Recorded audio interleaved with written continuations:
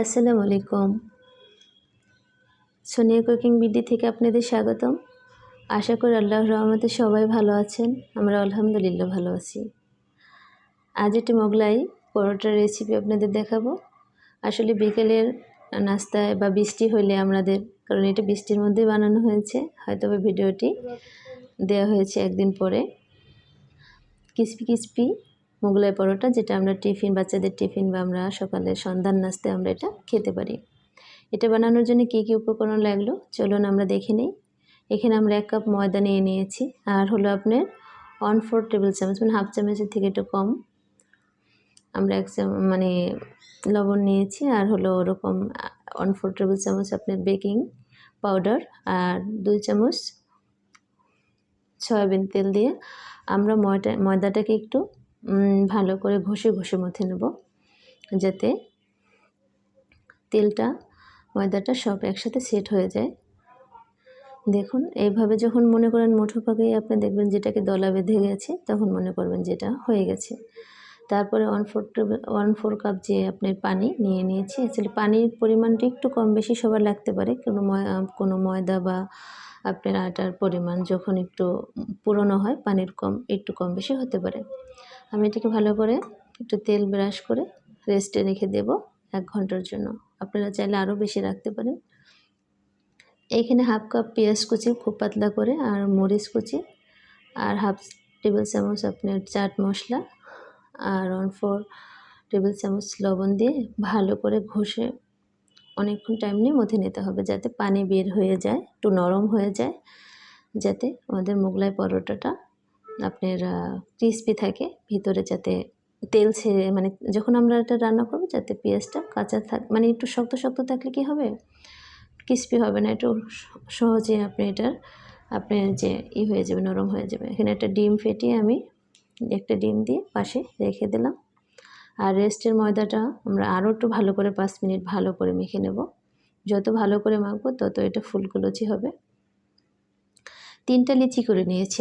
আপনাদের পছন্দ মতো 2টাও করতে পারেন, 4টাও করতে পারেন, যার যেরকম সাইজ অনুযায়ী করে নেবেন।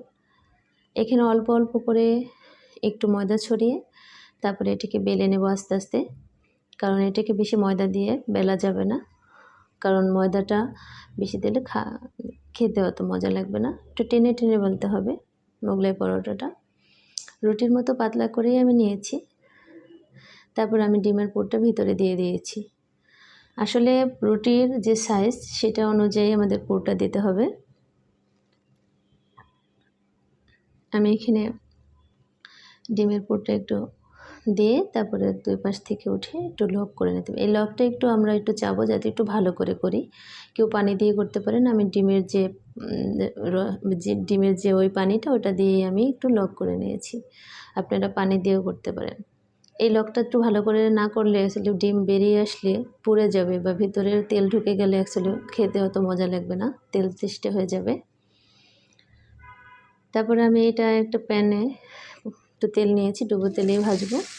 তারপরে এটাকে মিডিয়াম যখন দেওয়া হবে, তখন চুলার তাপটা মিডিয়াম লো হিটে দিয়ে আস্তে আস্তে করে এটাকে ভাজতে হবে।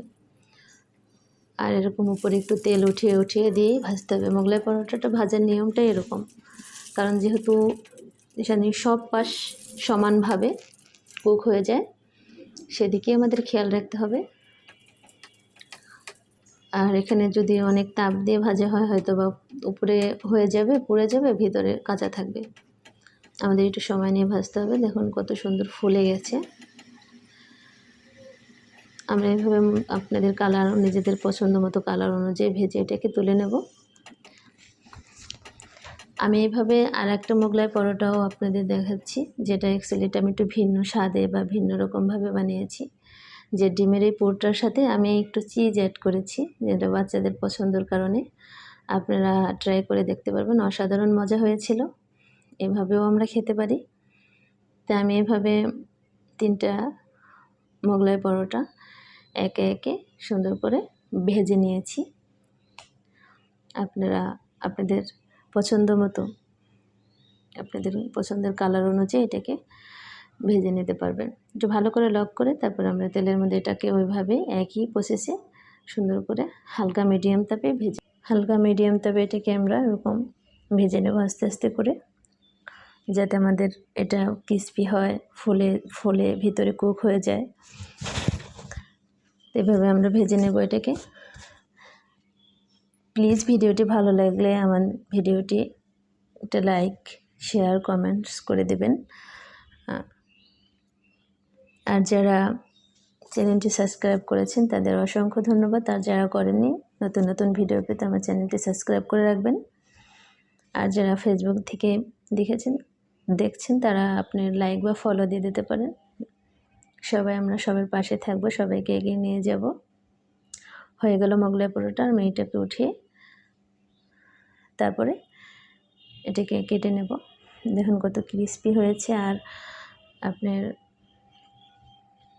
ভিতরেও আপনার কাঁচা নাই, খুব সুন্দর কুক হয়ে গেছে।